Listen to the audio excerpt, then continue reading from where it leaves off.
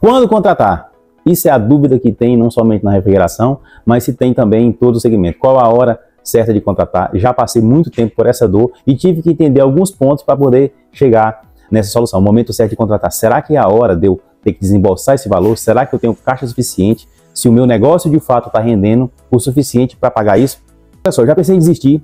Eu já tive que estar em 3 lugares ao mesmo tempo. Já tive que atender cliente, eu tive que ir ao banco, eu tive que abrir ordem de serviço, eu tive que de fato me desdobrar, mas não sabia se podia contratar ou não, porque eu não entendia de fato qual a importância disso e nem o momento exato de fazer esse investimento. E na verdade não é um investimento, era uma necessidade para o negócio continuar se mantendo e crescendo. E para você que não me conhece, meu nome é Jefferson, estou na refrigeração há mais de 30 anos, sou o fundador da GED Refrigeração, é uma empresa que já existe há mais de 30 anos, com outro nome, lógico, né, que na verdade era muito informal. E quando eu entendi isso, de fato foi quando eu comecei a crescer, e eu quero compartilhar isso com vocês no intuito de poder te ajudar a crescer também, entendendo um pouco mais sobre o teu negócio e um pouco mais sobre a refrigeração e elevando seu nível de consciência para saber a hora certa de tomar determinadas decisões que vai mexer aí no seu caixa. Beleza? Então, vamos para frente, eu quero te mostrar como isso acontece dentro do meu negócio e qual foi as medidas que eu tive que tomar e os números que eu tive que entender para poder fazer isso com efetividade, com assertividade e conseguindo lucrar mais com isso, beleza? Então falar assim, contrata mais gente, se tem mais serviço, isso é muito simples, isso é muito básico, isso é a receita que te dão. Agora vamos trabalhar o remédio de fato. A escassez de mão de obra no mercado não é somente na refrigeração, a escassez de mão de obra no mercado é de modo geral em todo o mercado. Então, se falta no mercado pedreiro, falta encanador, falta eletricista, falta mecânico, não existe a mão de obra qualificada no mercado e você tem que disponibilizar tempo e conhecimento para multiplicar esse resultado e formar pessoas. E isso você vai ter que desembolsar. Por quê? Porque vai ter que parar o seu tempo, você vai ter que pagar alguém para aprender, para depois, de fato, você começar a cobrar resultado dessa pessoa. E isso é custo, isso é gasto, e você tem aquela velha dúvida: meu caixa aguenta? Estou preparado para isso? E é sobre isso que a gente tem que falar e vamos discutir isso. São indicadores que você tem que estudar com muita cautela e com muita dedicação, para você entender. Mas existe um número para isso. Porque a fila de cliente continua aumentando. O mercado de refrigeração é um mercado aquecido, como outros mercados também. E essa dúvida bate na sua porta todos os dias, como bateu na minha. Olha só, você dedicar, vamos pensar na refrigeração como um todo. Para você criar um técnico, como eu tenho ali, o Maicon está em processo de aprendizagem. E o que acontece? O Maicon, ele está naquela fase que ele fica mais interno na oficina. Ele já está executando, ele já está faturando, mas ele é um aprendiz ainda. Ele não está, eu não posso pegar o Maicon nesse momento e dizer: Maicon, vai executar determinadas horas de serviço na rua, viajar contra a equipe, como o organizador da viagem, como o responsável pela viagem, ele não tem essa capacidade ainda. Então ele está aqui nesse momento, eu estou vendo o que ele está fazendo, ou o meu chefe de oficina vai estar vendo o que ele está fazendo, porque eu preciso ter a confiança. Isso demora meses, e existe um período para isso também. Demora meses, e às vezes a pessoa antes disso desiste e você tem que voltar para estaca zero. Contratar novamente, rescindir o contrato daquele. Para você estar dentro das normas do trabalho da CLT, você não pode só colocar a pessoa, tem que contratar, assinar carteira, enfim, todas essas cláusulas. Então, aí você tem que começar da estaca zero novamente, e aí? E o meu caixa? Ele vai aguentar isso? Então, existe uma conta, nós temos que entender essa conta, como é que isso acontece para que a gente, de fato, consiga contratar com saúde, com responsabilidade e não venha a faltar no final do mês, ou eu pago o meu funcionário, aquela dúvida, ou eu vou pagar meu fornecedor, ou eu vou pagar todo mundo e vou ficar sem o meu salário. Deixa eu mostrar uma coisinha para vocês. Isso não norteia somente a mim. Isso vai nortear também todo o meu time. Eu tenho muito mais pessoas do que essas envolvidas aqui no meu time. Baltazar, Daniel, ele trabalha na parte de cima, ele é responsável por garantia e por deslocamento de veículo em garantia. O Raico, técnico, ele ganha salubridade, salário mais comissão. Letícia, ela trabalha com venda de peça em ordem de serviço e ela trabalha com venda de peça para técnico em balcão. No momento eu estou precisando de técnico sim, só que eu tenho 2 aprendizes. Eu tenho o Maicon e tenho o Luiz Felipe. E eles, além de me demandar um custo, né, para mantê-los aqui, ele demanda tempo também na minha equipe técnica para ensiná-los. Então a gente para um tempo, a gente deixa de faturar naquele tempo, um técnico, no caso o Baltazar, para estar direcionando e explicando os conceitos e o porquê de cada coisa, como é que deve ser feito o teste, ferramenta, componentes, quando aplicar, quando não aplicar, procedimentos. Isso demora um tempo e aí, para mim, colocar um cara desse na rua é pelo menos 6 meses de aprendizado e às vezes não dá certo. E antes disso, ou não faz sentido para mim, ou não vai fazer sentido para ele, porque ele pode estar, não é que é um cara ruim, ele pode estar, de fato, mal colocado. E tudo isso são custos que a gente tem que levar em conta dentro do nosso negócio na hora da formação desse número. E é uma dúvida que vem para mim sempre, questionamento direct, WhatsApp direto para mim, perguntando como é que eu formo esses números para que eu tenha saúde financeira e não por achar e de poder pagar essas pessoas que estão envolvidas dentro desse projeto. Dentro da oficina aqui hoje trabalhamos com duplas, são três duplas. O técnico nunca sai só, tá? Então o que acontece?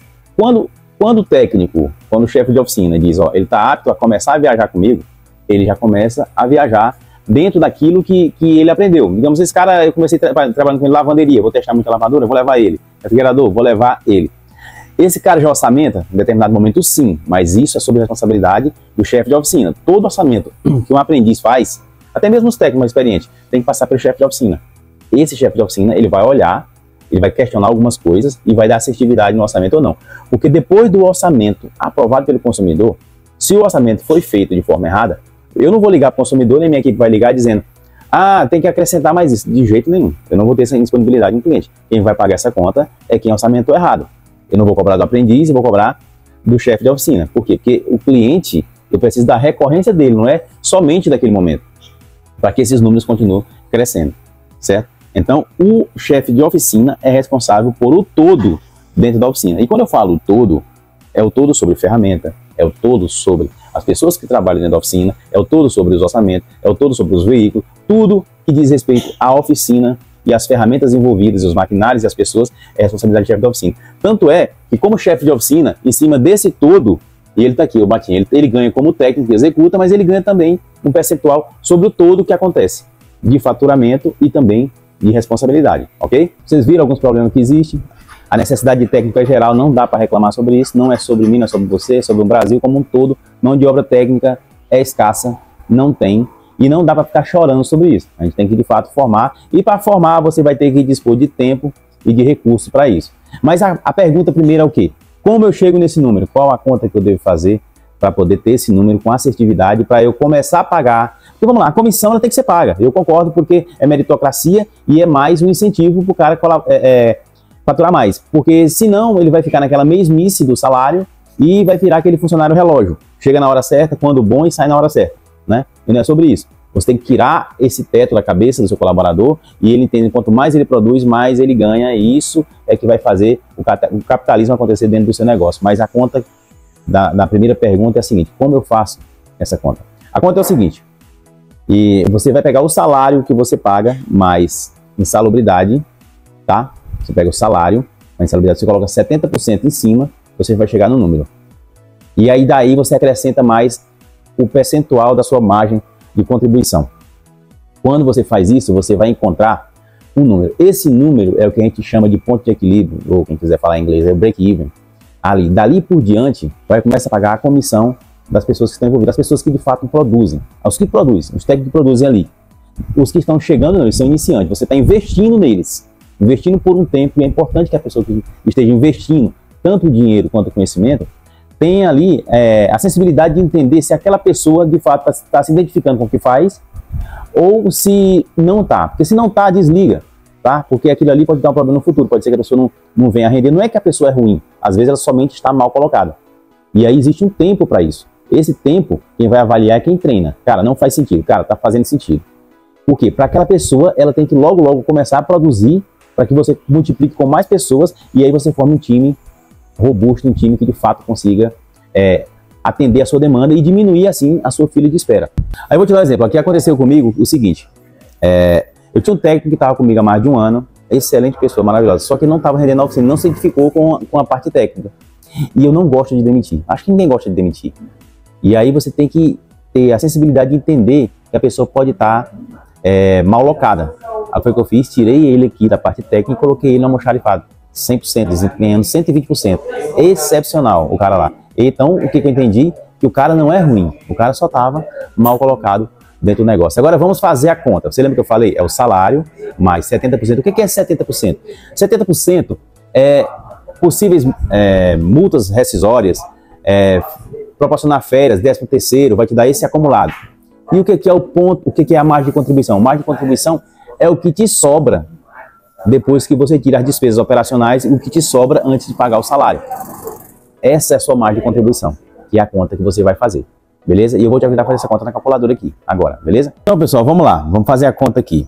Vamos dizer que eu tenho um técnico que ganha R$2.000. R$2.000. Mas além de R$2.000, eu pago para ele mais. Aqui na minha região, a insalubridade para a categoria de refrigeração é R$453. Isso aí pode variar de região, né? E vai dar igual R$2.453. Eu vou colocar aqui, eu vou acrescentar 70%. Esse 70% é aquilo que eu falei para vocês. São mais ou menos as multas rescisórias que eu vou pagar, que pode acontecer no decorrer do tempo, em algumas rescisões que eu possa vir a fazer com esse funcionário. Aliás, a rescisão que eu possa vir a fazer com esse funcionário. Aí já me dá um total de R$4.170. Em cima disso, eu vou calcular mais a margem de contribuição que eu tenho aqui na oficina é de aproximadamente 50%. Eu vou botar 50% aqui. O que é essa margem de contribuição e como que eu chego nesse número? É já que eu explico para vocês. Então, R$6.000. R$6.000 é o ponto de equilíbrio. Daqui por diante, eu começo a pagar comissão para o meu técnico.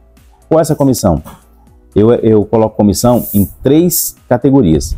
Primeira comissão eu pago 5%, que é somente a comissão. A comissão prata eu pago 10% do excedente e a comissão ouro eu pago 15% do excedente, quando o cara bate a super meta.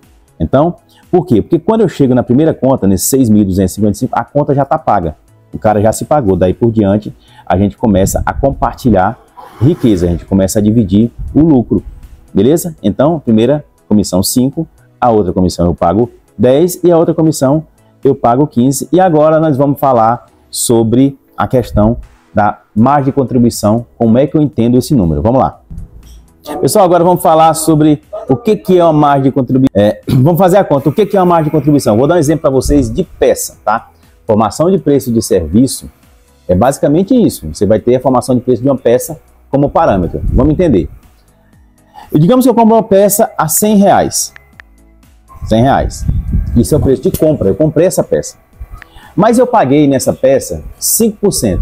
Então eu paguei nessa peça, 5% de quê? De frete. Eu paguei nessa peça mais R$5, correto? Mas só que essa peça ela me gera mais 20% de imposto, tá? 20%. Então ela me gera mais R$20. Mas aí, além disso, eu tenho que pagar 15%. Não, botando muito, eu vou botar mais 5% de comissão para as pessoas que vendem essa peça. Então ela me gerou mais R$5. Mas além disso, eu tenho um custo de embalagem de mais ou menos, vou botar R$2, 2%, né? Mais R$2. E eu quero. Então vamos lá, eu já encontrei aqui nesse momento para esse produto, eu já encontrei esse produto, ele já é para mim, eu paguei 100 lá, mas eu vou pagar embutido nele R$132. Correto? Para mim ter um lucro de 30% nesse produto, eu vou acrescentar mais quanto? Um produto de 100, eu vou colocar mais R$32 ou R$30, aí vem a sua margem, tá? Beleza. Então, o produto que aparentemente me custava R$100, na verdade ele me custa R$132. Mas eu quero ter 30% em cima do valor do produto. Então, eu vou colocar mais R$30. Esses R$30 aqui é a minha margem de contribuição. Mas lembrando que em cima dessa margem de contribuição, eu vou ter que tirar todos os salários que eu pago da equipe que vende essa peça, tá? E daí, de fato, é meu lucro. A margem de contribuição ela está acima do lucro, tá? Primeiro vem a margem de contribuição, depois que você vai ver o seu lucro. Na margem de contribuição você vai pagar todo o salário envolvido para vender essa peça. Dentro da formação do preço da peça, você vai colocar tudo aquilo que vai fazer parte da hora da venda. E você vai pagar imposto, você vai pagar frete, comissão, embalagem. Aí isso vai estar na formação do preço. Então a margem de contribuição é isso, é o que sobra depois que você tira todas as despesas, inclusive o valor da peça. O serviço é a mesma conta, isso é sua margem de contribuição e você tem que entender esse número. Se você não entender esse número, de fato você vai ter problema aí na sua operação, beleza? O problema é que você vai ter aquela coisa, rapaz, eu vendi, eu recebi, mas cadê meu dinheiro? Cadê o dinheiro? Então, vamos lá, é importante que você entenda a formação do ponto do equilíbrio do seu time para você começar a saber a pagar comissão e se você de fato pode contratar. o que eu ganho, o que minha empresa está dando de lucro, é o suficiente para me contratar mais uma pessoa? E isso está muito atrelado à formação de preço.